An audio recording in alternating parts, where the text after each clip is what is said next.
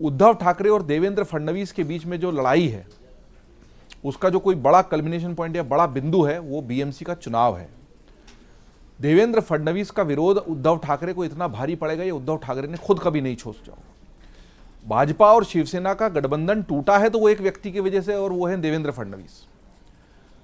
देवेंद्र फडणवीस की बजाय किसी और को बना दीजिए मुख्यमंत्री तो हम गठबंधन में रहने को तैयार हैं, इस शर्त पर। अगर इतना बड़ा हुआ और उद्धव ठाकरे को लगा कि शायद इतनी बड़ी शर्त भी नहीं है कि मानी ना जाए, उनको नहीं पता था कि देवेंद्र फडणवीस भाजपा के लिए और केंद्र के लिए कितने महत्वपूर्ण है।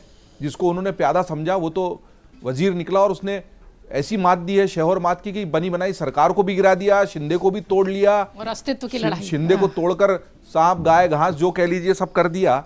और अभी आप देखिए कि कुछ ही दिनों में वोटिंग होने वाली है और एक बड़ा दांव और उन्होंने चल दिया है कि रश्मि शुक्ला जो डीजीपी रही और 4 दिन पहले रिटायर हुई, उन्होंने गृह मंत्रालय के एसीएस को एक रिपोर्ट सौंपी है जिसमें उन्होंने बताया कि जब उद्धव ठाकरे की सरकार थी उस वक्त देवेंद्र फडणवीस और एकनाथ शिंदे को जानबूझकर उस घोटाले में फंसाने का दबाव उन पर बनाया गया था।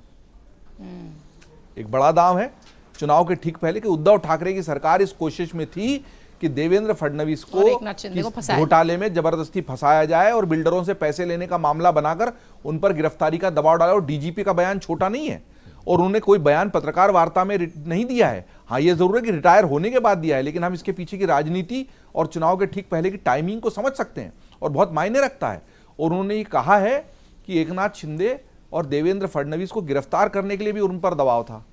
अब आप सोचिए कि देवेंद्र फडणवीस किस तरह के पत्ते खेल रहे हैं, किस तरह की चालें चल रहे हैं। और जैसा मैंने कहा कि राज्य की सत्ता से तो उन्होंने बाहर कर ही दिया, उसी से परेशान होकर दोनों ठाकरे बंधु आखिर साथ में आए और मंच से खुद राज ठाकरे को कहना पड़ा कि जो बाला साहेब ठाकरे नहीं करवा पाए वो देवेंद्र फडणवीस ने करवा दिया। दोनों भाइयों को साथ ले आए और उसके बाद बीएमसी नाक का सवाल बनेगी, प्रतिष्ठा का प्रश्न बनेगी। देवेंद्र फडणवीस पूरा जोर लगाएंगे। देवेंद्र फडणवीस के पास ऊपर से फ्री हैंड है और अगर उन्होंने राज्य की सरकार में उद्धव ठाकरे को बुरी तरीके से पीछे छोड़ा है, परास्त किया है, तो उनको लेकिन मालूम है कि जब तक बीएमसी का किला है तब तक पैसों का फ्लो बना रहेगा और सबसे पहले तो सप्लाई चेन ही काटी जाती है।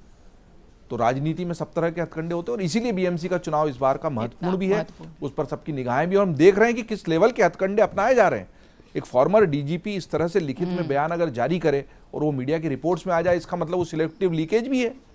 भाई अगर किसी फॉर्मर डीजीपी ने गृह मंत्रालय के एसीएस को एक पत्र लिख दिया है चुपचाप, मीडिया में क्यों आना चाहिए? हम सब जानते हैं कि क्यों आना चाहिए। तो इसलिए बीएमसी के चुनाव क्यों नहीं आना चाहिए?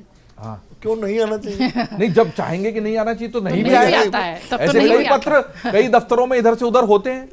नहीं तो पत्र तो लिखवाया गया होगा ना। हाँ, और क्या? बस राजनीति तो यही है। तो यही मैं कह रहा हूँ ना, लिखवाया भी जाएगा और लीक भी किया जाएगा। बीएमसी और नहीं तो लिखवाए भी जाएंगे और लीक नहीं किए जाएंगे। बीएमसी चुनाव इसलिए इतने लंबे समय तक टाले भी गए, हाँ, परिस्थितियां अनुकूल हो तब चुनाव करवाया जाए। 24 में थे भाई। ये भी था कि शिवसेना के पास जो पैसा है वो जरा खत्म हो जाए इसके बाद चुनाव लड़ा जाए। सप्लाई चेन तो काटी ही जाती है राजनीति में। अगर आप ये वीडियो YouTube पर देख रहे हैं तो हमारे चैनल को सब्सक्राइब कर बेल आइकन दबाएं और Facebook पर देख रहे हैं तो हमारे पेज को लाइक करें।